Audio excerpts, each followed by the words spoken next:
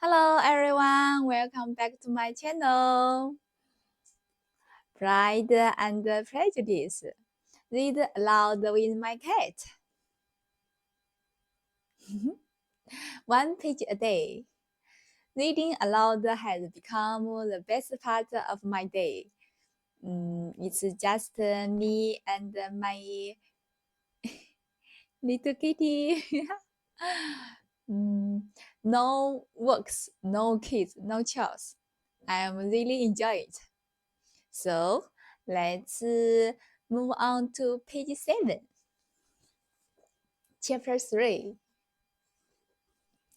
Not all that Mrs. Bennet, however, with the essence of her 5 daughters, could ask on the subject was sufficient to draw from her husband any satisfactory description of Mr. Bingley.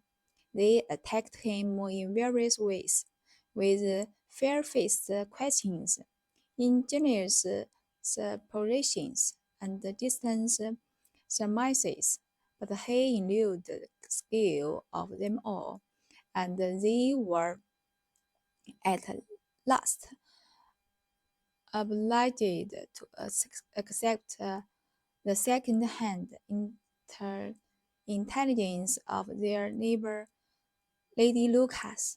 Her reports were highly favorable. Sir William had been delighted with him.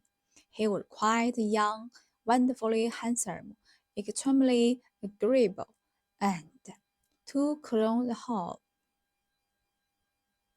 he meant to be at the next assembly with a large party. Nothing could be more delightful.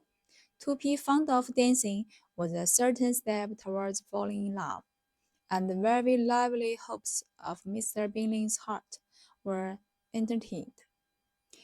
If I can but see one of my daughters happily settled at Netherfield, said Mrs. Bennet to her husband, and all the others equally well married, I shall have nothing to wish for. In a few days, Mr. Bingley returned Mr. Bennet's visit, and sat about 10 minutes with him in his library. He had entertained hopes of being admitted to a sight of the young ladies, of whose beauty he had heard much, but he saw only the father. The ladies were somewhat more fortunate, for they had the advantage of ascertaining from the upper window that he wore a blue coat and rode a black horse. An invitation to dinner was soon afterwards dispatched, and already had Mrs. Bennet planned the horses, the curses that were to do credit to her housekeeping. When the answer arrived which deferred it all, Mr.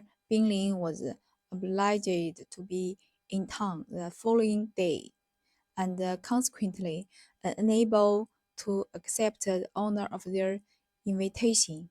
And see, Mr. Bennet was quite disconcerted. This page this page was long but easier to understand. Jane Austen's writing is so charming. It even makes me curious about Mr. Bingley. Alright, it's time to say goodbye. Bye guys, see you tomorrow.